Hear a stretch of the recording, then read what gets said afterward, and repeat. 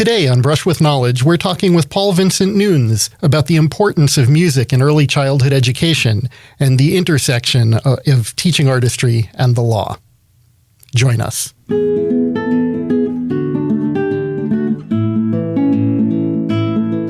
Hi, I'm Larry Moss, and I'd like to welcome you to Brush with Knowledge. Throughout this series, we're going to explore the role of teaching artistry as a tool to transform education and ignite your imagination. In each episode, we'll highlight the work of a different teaching artist and offer ideas that you can use in your own classrooms, meetings, and even the larger communities you serve and live in. Today, we're talking with Paul Nunes, a musician, educator, and keynote speaker. He's just as likely to be seen playing a guitar and singing his original children's songs as he is to be seen speaking at conferences on early childhood education. And that's only when he's not working as an attorney. Welcome, Paul. Or maybe I should say welcome, Vincent, because I'm not sure, that's the alter ego that I got to know first. Yeah. I mean, there's a whole story just about the name. Yeah. But my name is Paul Vincent Nunes. In early childhood education, I'm known as Vincent, or now Vincent Nunes. It all started, that's a messy way to start this program out, to talk about all that. But well, let's say... We can. I absolutely want to get into that, but I want to say that like every teaching artist that I've talked to, every artist I've ever talked to always has a different story, always has something about them, always multi-talented. I'm surprised by the things that come up. Your experience covers quite a range. And I did want to get into the fact that I met you first as Vincent, as a children's entertainer, as an educator, doing children's songs, teaching through song, and then later found out that you were an attorney. And yeah. So what came first? I'm imagining the art was an early thing in your life. Well, I'm the son of a professional musician. My father, Manuel, was a touring pro. He actually worked for the Wurlitzer Piano and Organ Company for a number of years, where they took him to different Wurlitzer shops to say, "Oh, look how this organ is played. Look how magnificent it is," and to sell the organ. But my dad, played in supper clubs and ski resorts, all kinds of places up and down the Eastern Seaboard. My mom is a early education teacher. She taught a combined class of kindergarten through third grade in Western Massachusetts. So I had these two poles going with me, at an early age. But the music comes from my dad. And I started playing keyboard, and I played my first live gig in my first rock band when I was 14 years old. At a Girl Scout dance. So the music was, a highlight. I wasn't thinking of education until much, much later. Were you writing back then or just playing? I think by high school, I was definitely writing my own songs. I was doing that. In college, absolutely, was writing my own material. And wrote deep, right through my postgraduate work and getting my law degree. I was still writing original material, but it's when I had, and actually won a songwriting award in New York City, a songwriters contest in Greenwich Village. I was a big thrill. I said, "Oh my gosh, I've won this songwriting contest. I'm going to have a second career as a songwriter writing pop music." Yeah, no. Punk music came to the fore, and what I was writing was just not fashionable anymore. So you saw your parents and, your dad as a musician. Did you think when you were younger that music was the career you were going to have? Oh, no, it's exact opposite. I saw how rough it was, and it was a rough existence. I hate to say this right out loud in this podcast, but, there's a reason when I went to law school, and it's because I'm the son of a musician. Yeah, I remember one of my oldest son had made the comment years ago that, I've seen you run your own business. There's no chance I ever will. Oh, my gosh. And, he went It off. was rough. I mean, we lived gig to gig, and when the gigs dried up, things got hard. I knew that was not going to be a life for me. I wanted something stable, and I wanted something that no one could take away from me. And I was not dependent on the whims of a bar manager at a Ramada Inn kind of thing. I was going to have a professional life, but the music was still in me. I mean, that was always there, always there. So law school, did you have a thought towards intellectual property as a musician, or you weren't even thinking about music at all? No. Here's the honest truth. Is there a dishonest truth? I know too many words in that sentence. The truth is, in college, I was taking courses in education. I was thinking of being a teacher, an English teacher. My goal was to be an English teacher in a public high school in Massachusetts. And then I took a sudden turn. I exposed to friends who had other goals, and talking about law school. And actually, it was a teacher who recommended to me that I consider law school because he already saw that the teaching profession was going to be crowded and rough. And he said, "You thought about law school?" I said, "No, no, I didn't want to be a lawyer, but enough of my friends were going to go do it, and I decided to do it for a year. And if I didn't like it, I was done with it. And then I did it, and I said, geez, I'm pretty good at this. What happens if I try?" And so second, third year really, laid it down, got into it. While I had a band, by the way, I was playing I went to Syracuse Law School, Syracuse University Law School. And I was playing at a place called the Clinton Station, which was downtown. I had a trio, acoustic trio. So I made some money to get through school and kept music as a part of my life. But how I the law career, that just goes where it goes. And then there was this period, like you said, this whole time. Then you were playing music, you were in a band, you were going through law school. You discover this persona as Vincent, the children's musician. No, that's not what happened at all. That's not what happened. I was playing in a blues band. What happened is I had kids. And I wanted them to listen to good music. And music for children at that time was a lot of The Wheels on the Bus Go Round and Round, or songs about existential questions like, if you're happy and you know it, clap your hands, which is a very complicated and complex question to ask a 4-year-old. I mean, are you happy? Do you really know if you're happy? Well, can you clap your hands? Anyways, this song I thought the body of music was awful. So I wrote a bunch of songs for my daughters. And they were fun songs. They loved it. We loved it, and my wife said, you should record these to make sure we have a record of this time in our lives. And so I went to a studio. I played all the instruments, knocked out something over a 2-week period.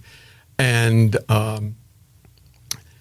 so as not to confuse it with my professional world, because I was known as Paul Nunes as an attorney, I didn't want any of this to be viewed as a professional effort, that this is a private thing. So it became Vincent and the Big Bad Kitchen Band, which was one of the songs on the first, I was going to say album. It wasn't even an album, it was a cassette. It's funny because I had always assumed that the reason was that you didn't want people in the arts world to know that you touched this law stuff. Well, it worked out both ways, didn't it? Quite nicely, because if I let people know that I was a lawyer in the art world, they would judge me as the work as well. He uses professional leverage to get his position in the art world. And I wanted none of that. I wanted people to not know anything about me when I started playing these songs. to be judged by the quality of material. Now, that has proven to be a very valuable thing. Now, decades later, here I am. I just came back from a conference and a presentation to early childhood educators in West Virginia. Not a soul knew I was a lawyer. No one. How wonderful. But then we're enjoying the music for what it is, or what is the power of the songs and the merits, the value of the material. One of the things I find funny when you talk about all of this, though, and people judging you on the value of the music, and that you said you didn't want your kids to listen to crummy, you want them to listen to good stuff. It's funny because while you are doing, it is clearly stuff you are recording for kids, which is different than, like, you still play clubs. You do that, but the kids playing stuff, this Friday, but that's the kids story. stuff. The kid stuff is clearly kid stuff, and yet it's good music. Thank you. My kids listened to you when they were a little younger, and it's really funny every so often to hear one walk through the house singing one of your songs. Well, they're older, they're grown now. That leans into what I talk about all the time: the power of music, because it goes so darn deep. We start off talking about my dad. My dad, in his later years, fell to the ravages of Alzheimer's. Or whether it's Alzheimer's or dementia. In those later years, he couldn't remember. Oh my God, a lot of things, and some family members kind of faded into darkness for him. But my gosh, he knew these songs from his childhood, and he'd sing them out loud. And he knew all the verses and the bridge, and where did this come from? Because the songs go deep, really deep. And when you understand that a song just permeates the soul, permeates the brain, we can talk about the soul. I believe that it gets there too. You realize that you're operating with very, very powerful substances. And if you have this power of a song and you're going to introduce it to a child, knowing that it goes that deep, that you have a responsibility to give them the good stuff. Why feed them, sugar and junk candy musically? Give them something with protein that's really going to nourish them in many ways. And then we take this towards the intentional design of the song for education, not just, hey, as long as we're teaching it, as long as we're doing it, let's give them something good. But now let's create things for an educational situation. Well, now I can really jump to the core of that message. If you're going to introduce a song to a child, I mean, you can do Bach, Beatles, Beyonce. You could live in that world. Children are going to get that music anyways from a home environment. But in early childhood education, well, don't we have a higher responsibility? Where do we go with it? Well, I say think of four things. One would be curriculum. Does the song connect to the curriculum? Great starting point. We're always looking for that. Reinforce the curriculum or to introduce an element of the curriculum. Two would be to nurture or engage or trigger a child's creativity.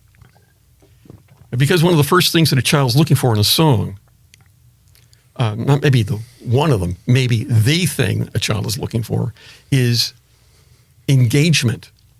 What's in this song for me? What do I get to do? Where's my part? If the song is about, if the goal of the song is for a child to be a good audience member, oh my gosh, that's just a low bar. But that's what you want the child to be, is a good audience. So listen to the song. No.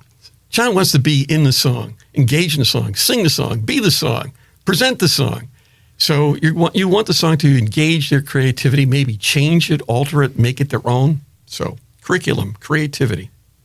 Three would be, does the song communicate or resonate with a community value? Can you introduce concepts like sharing, cooperation, being a volunteer? I'm talking soft values, but they are common values that bind us in the human community. And you're looking for that as well. So, curriculum, creativity, community. And I'll add a fourth C to this would be coordination, which would be physical activity. It's something that gets them up and moving because the brain is stimulated by physical activity. And I think you learn better when you're actually moving and playing. And the connection between play and learning is so strong and powerful. It's just undeniable. And this is perfect. You brought a song with you that we were going to play. Oh, okay, yes. And I think you're talking about all of those things. You're engaging, you're getting the kids even in the video. So for those that are watching this and not just listening, you'll see kids that are engaged that are, I don't know, do you want to give a lead into you want to do that? Well, let's that kind of jumps. I'll jump to that if you're going to do a little clip of this. With what I've just said about curriculum, creativity, community, and coordination and movement, this song was focused on. It's maybe a little sophisticated take on those four. This is Vincent music in the later stages. The earlier songs are about ABCs. Or counting songs, or days of the week, or the five senses. Really hardcore curriculum songs. But I found that one of the elements of success for children in later years, and I'm going to get to the song in a second here, Larry. You'd say, well, what is the big indicator for children going forward? Is it acumen in literature and language? And some educators may say, yes, a sophistication, an advancement of in language arts isn't a tell for success.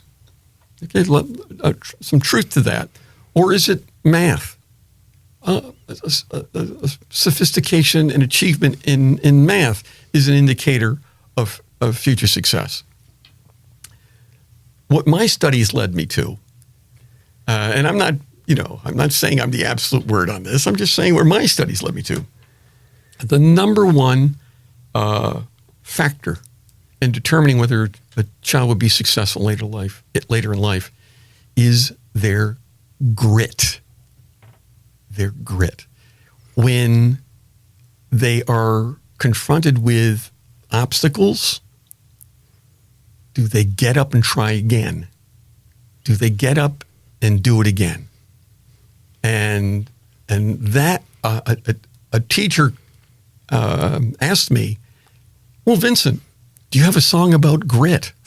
I said, I got ABC songs, I've got counting songs for you, but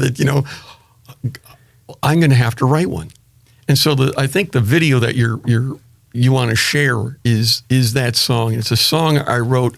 It's entitled "No One's Going to Keep Me Down."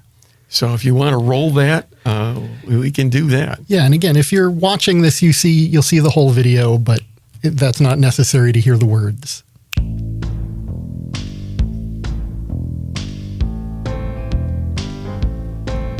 I am smart and I am strong, and no one's gonna keep me down. I said no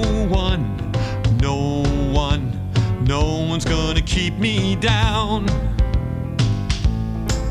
I am smart and I am strong, I am brave, and no one's gonna keep me down. I said no one's gonna keep me down. So, going back, I mean, we can even play the whole thing later at the end of sure. But And that's actually the one that I was talking about. There's nothing like watching a college junior walk down the hall at home during finals week going, no one's going to keep me down. Well, I mean, that song has had, that particular song has had great resonance in the early childhood education community. I've seen versions of that of schools, not just across the country, but in Europe and in Africa. And I saw a classroom in Africa doing this song, and I think, oh my gosh, I just never imagined when I wrote that song that it'd get that kind of reach and have that kind of power. And kids need to be able to reaffirm themselves in a song, and for that song to go in and come out with that kind of power. Well, that's what I'm talking about. Remember the power of a song. Absolutely. Now, I'm going to change directions a little bit. Go, please. You're in control. We started talking about the separation of the music and the law. Yeah. And I warned you that this question was coming. A thought that I had that I was curious about is, where do you bring them back together? Where do they merge? And I can tell you where my head is on it was the whole... A musician, an artist is a storyteller. We've talked about that a lot on this podcast. That everybody is a storyteller. You're telling stories, but on the legal side, if you're in a courtroom, even if you're writing a contract, it's a different kind of story, but there are stories, and you need to know how to express yourself. Where do you see the connections between the art and the other side of your life? Well, only because you and I have talked so many times over the years. I think you're closer to the mark than many people. It is about communication and expressing yourself clearly. Let me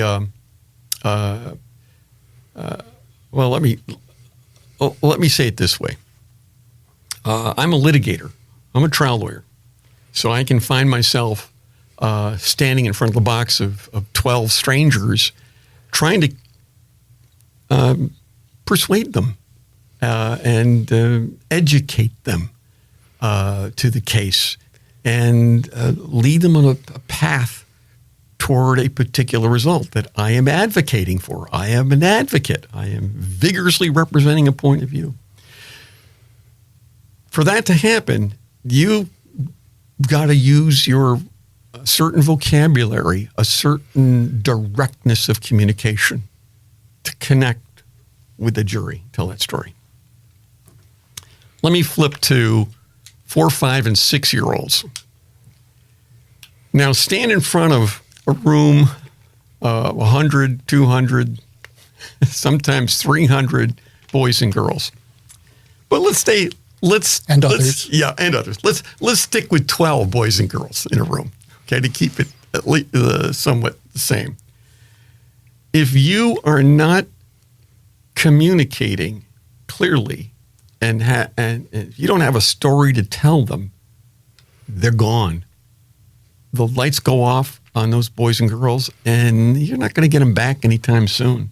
They've tuned you out. You don't have anything for me. The same is true for a jury. If you don't have anything meaningful to tell them, if you're not communicating with them, if you're not paying attention to them, you'll lose them. I watch my vocabulary.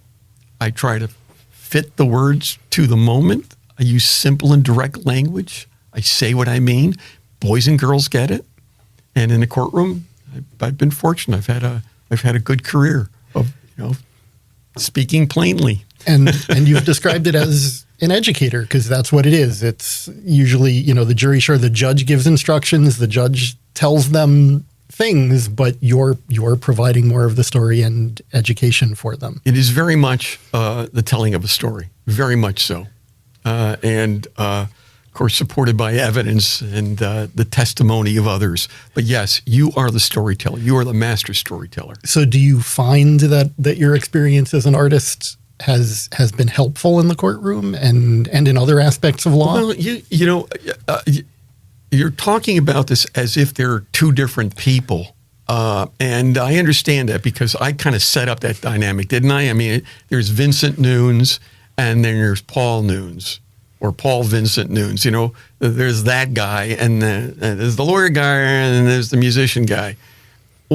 I'm the same guy. I don't really have these conversations. It really is me discovering that, this one talent or focus has multiple applications. And it's the same thing. I talk the same way to a 6-year-old as I do to the CEO of a company. I don't have a different voice. I don't have a different voice. Right. You might use different words because somebody older probably has the experience to have acquired a larger vocabulary. You'd be surprised how simple the language is that's necessary to communicate a business idea. And oftentimes it's show and tell. And let me draw the picture for you about how this all works. and yet, we're all familiar with software license agreements and contracts and things that are very difficult to understand, drafted by lawyers. True. That are not looking at it that way, simplifying, and we've had that conversation outside of here also. True.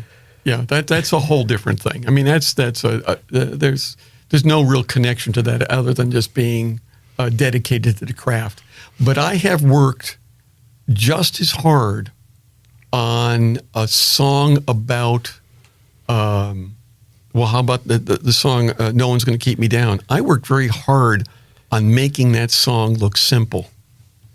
And I worked no less hard or no more hard on any legal brief or document. I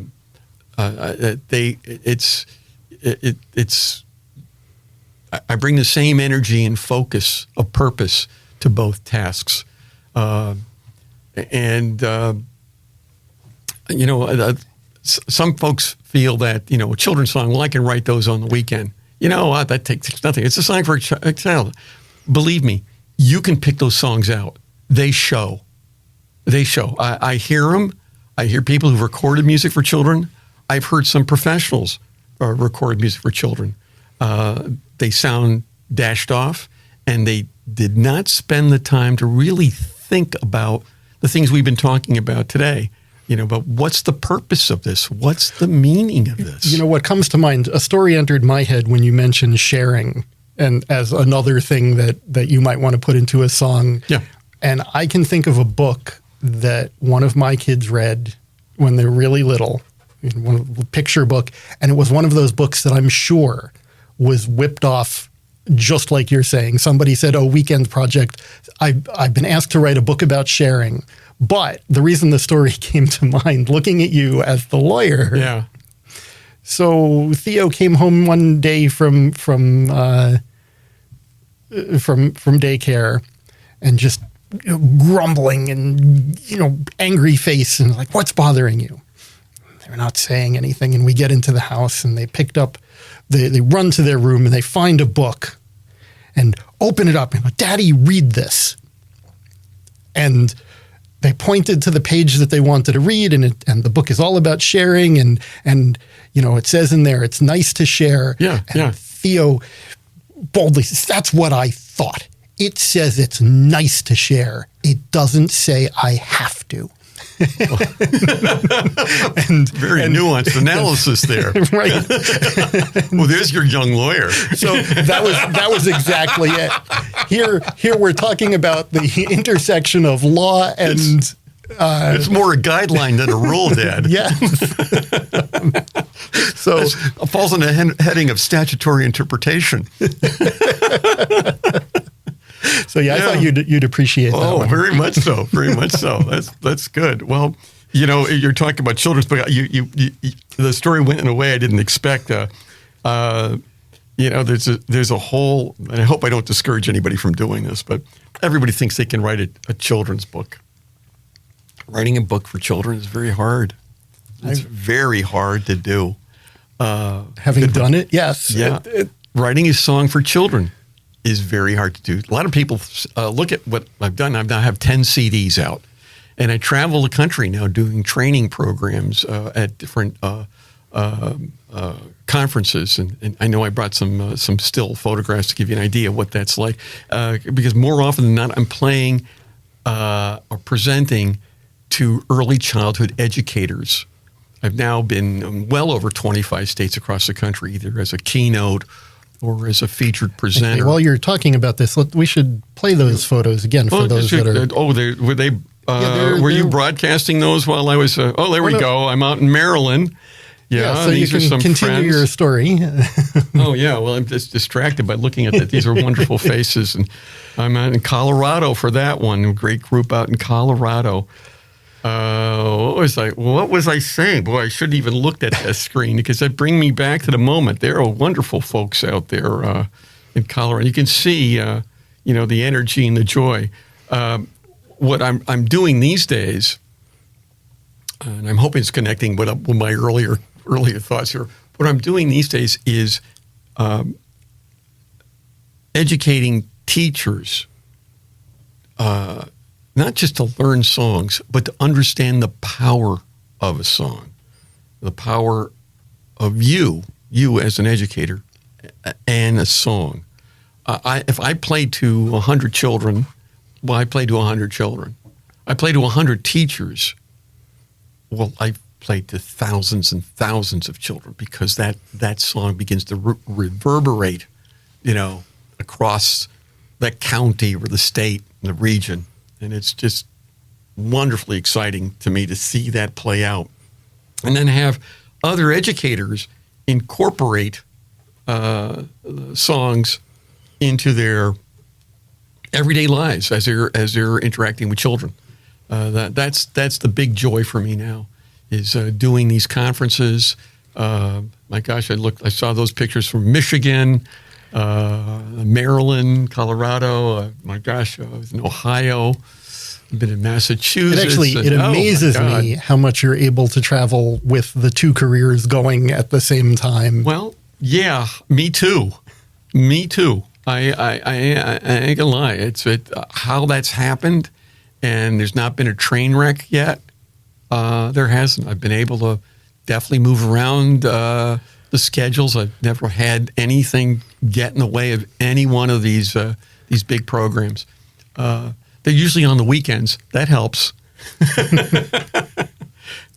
And I would duck away. I wouldn't tell many people where I was off to do. Just I'm taking a mini weekend getaway. And what are you doing? I'll bring a guitar with me. They don't know. They don't truly. No one cares. But I'm having a ball. I've made so many friends across the country, and for the songs to be picked up and used and given new life and new interpretations. That's the best part of it. They play with the music. I mean, like it's silly putty. Like, here's the song. Go ahead and change it. It's not so precious. I didn't create something that, you didn't get the note right. You didn't get the chord right. No. I don't care what you do with a song. Just sing to children. Make the song your own. Bend it. Try to break it. You can't break a song. You can't break it. And children respond to the energy of an adult singing and playing music. Let me just stay with that thought for just a second, Larry. Because one of the things, just listening to my voice, I don't have a particularly pretty singing voice. I've got a singing voice, but it's not particularly pretty. If you want to hear the beautiful voices, I can list you a half dozen voices in the early childhood education field who have golden voices. But my point is, I don't want educators to be intimidated by that. I want them to feel that they can sing the songs. So I can write my songs. So you can do the song like, let's say No One's Going to Keep Me Down. You can do, I am smart, I'm strong, And no one's going to keep me down. No one's going to keep me down. I'm smart. I'm strong. I'm brave. You know, the voice is secondary, in a distant second place. I have to emphasize. It's secondary to the experience a child has listening to an adult sing a song. The rhythm doesn't have to be perfect. The notes don't have to be perfect. The song doesn't have to be perfectly presented. That energy, that connects with the child, and that, as we started this program, goes deep. So hopefully anybody listening is hearing all of your words and suggestions and advice and already learning something from you. Do you have something you could share that anybody could walk into a classroom and do? And it could be a classroom, it could be a boardroom, I don't care. Something that because the whole point of this is a song? Or it could be a song, it could be something, an exercise, just as a program for teaching artists. The goal is to get people trying things and doing things a little bit differently. Wow. Well, certainly the song that you featured here is a go-to. I use that everywhere because it's so curriculum can be going in and doing a hardcore curriculum song about, as I say, the ABCs or counting or that's it's valuable, very valuable, but it's not something you're going to walk in every room to do that. You're not going to do that with your board. No, but I do a song. Not every song needs a guitar or instrument. One song I do is "Oh, the rain falls on everyone. Oh, the rain falls on everyone. On you, on me, on this we can agree. Oh, the rain falls on everyone." Now, see, that's just part of the song. We can say now, the sun shines for everyone. Oh, the sun shines on everyone, on you, on me. On this we can agree. Oh, the sun shines on everyone. Well, the song continues from there, but on the flowers grow, and then you do the whole cycle of rain, sun, and flowers, and then you need all that. You don't have the flowers without the rain. You don't have the flowers without the sun, and it's kind of this wonderful circle. And again, since you said the words, you're not focused on specific words. Anybody could take it from that point and see where they go. Exactly right. Exactly right. I do have some nice guitar pieces that go along with it, but that's not essential at all. Not at all. I say the one tip is to just be yourself, pick a song, and if it's an early childhood educator listening to this, start with one song. Make one song your own. And once you see what happens with that, you're going to be addicted. You're going to want another song and then another song. It's like the book, Give a Mouse a Cookie. It's the same thing. Great book. It's a great book. And it wasn't written in a weekend. No, it wasn't. You got more questions. I can see you looking at your list there. What do you got? I'll tell you, we don't have time to get into this, but I was also thinking, again, with other artists listening to this, a conversation that we've had in the past is intellectual property. You see artists, young artists in particular, that don't have the experience that go, oh, well, I can use this song while I'm on stage. And yet, not understanding their rights, but also wanting to protect their own work. And that's a whole other area to talk about. Yeah, I'll wear a suit and tie for that conversation. Yeah. I again, just looking at the places where the intersection of art and law, there are actually so many places that it crosses. And you said you don't see yourself as two different people looking, it follows you everywhere, both sides of that. It does. It very much does. So with that, so now you weren't expecting a career in the arts. No. I can tell you how that all happened too. Sure. You want to know that story? Remember that cassette tape? Yep. My daughter went to school with a cassette tape and showed it to her teacher, Mrs. Cheney, who's long retired in the Fairport school system here, and said, my dad writes songs for children. And of course, I'm sure she looked at her and said, oh, I'm sure he does, with a lightly sarcastic tone. I'm sure she wasn't sarcastic in the least. She was a beautiful woman, Mrs. Cheney was. And she listened to it. And she said, well, this is pretty good. And so at the next conference with parents, she said, I listened to the songs. They said, these are quite nice. And have you thought about going to a teacher conference? I said, teacher conference? What are you talking about? Well, this is what we need. This is what teachers need. They're not going to anything like this. You should do something at the teacher conference. And fast forward the tape of this story, I do the conference. It's out in Saratoga. And I present, and it goes gangbusters. I like gasoline and a lit match. Just like, holy mackerel, this is something. So the teachers were responding positively. I'm enjoying this experience greatly. I then start writing more music, and the invitations quickly moved to different states. The next state conference, I was in Philadelphia,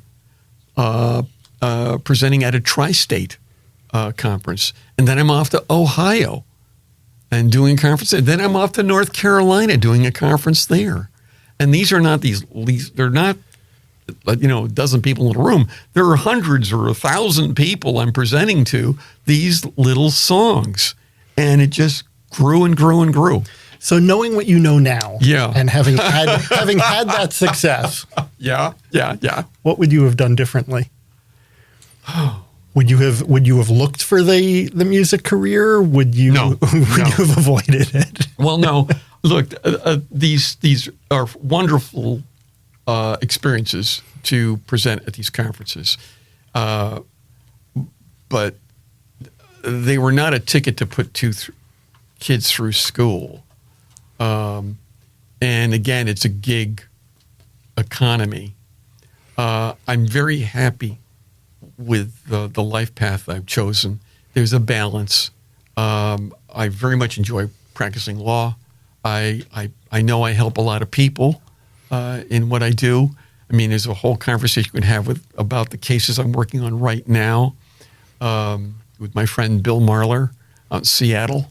Just type in Bill Marler, folks, if you want to see anything about the kind of legal work I'm up to these days.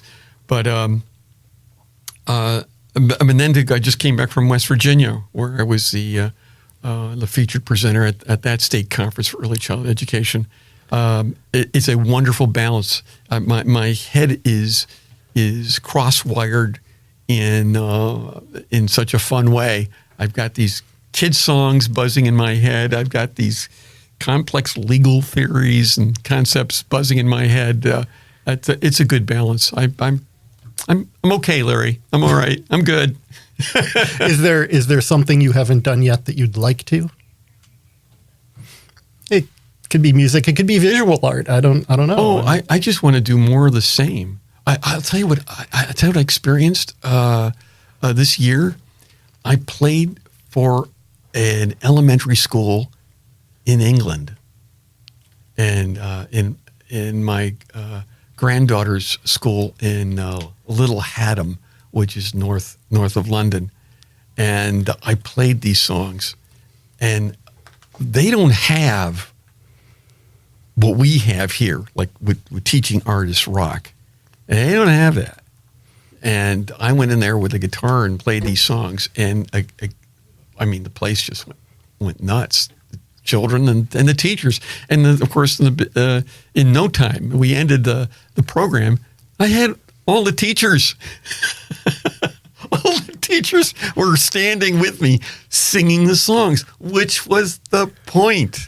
The point, because for it to be the songs to be sung again, it was going to require them to know those songs and to sing them again to children. And so how wonderful. So I guess what I want is to keep doing it and be, hopefully I have the health that keeps me going. I certainly have the desire and energy to do it. I love what I do. This is a great life. This is really wonderful. And I'm with you. That's what I want, is to make sure this keeps happening and, keep working with lots of teaching artists and give that opportunity to more artists and students. Oh, I love your work, Larry. So, I love your work. Thank you. Origami, and also, truly, it's genius work. Just outrageously creative. And now what you're doing with Tay-Rock is exemplary and so important to the community to keep it going, because we know where we are on this. We need not just the public support. We need artists coming to the fore and joining the battle. Come on in. Come to the front line with us. This is important stuff. And so let's keep sharing these conversations. The podcast, brushwithknowledge.com, get it out there, share it with everybody listening, share this, because that is what we want to do. We want to keep building teaching artistry. So Paul Vincent Nunes, thank you so much Mr. for Mossop. Joining me today. The pleasure was mine. Thank you so much. And let's go out with the song again. I am smart, and I am strong, and I am brave. I tell the truth. And no one's gonna keep me down. I said no one's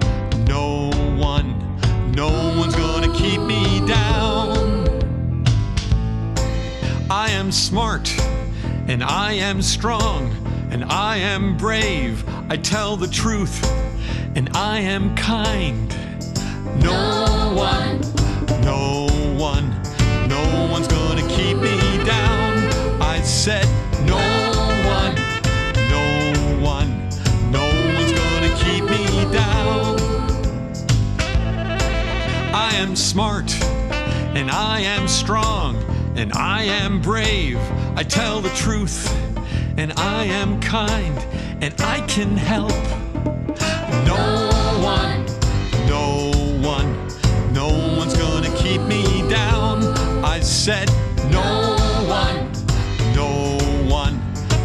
one's gonna keep me down. I am smart, and I am strong, and I am brave. I tell the truth, and I am kind, and I can help, and I won't quit. I won't quit. Never gonna quit. Ain't gonna quit. And no one's gonna keep me down. I said no one's gonna keep me down. No one's gonna keep me down. I said no one's gonna keep me down.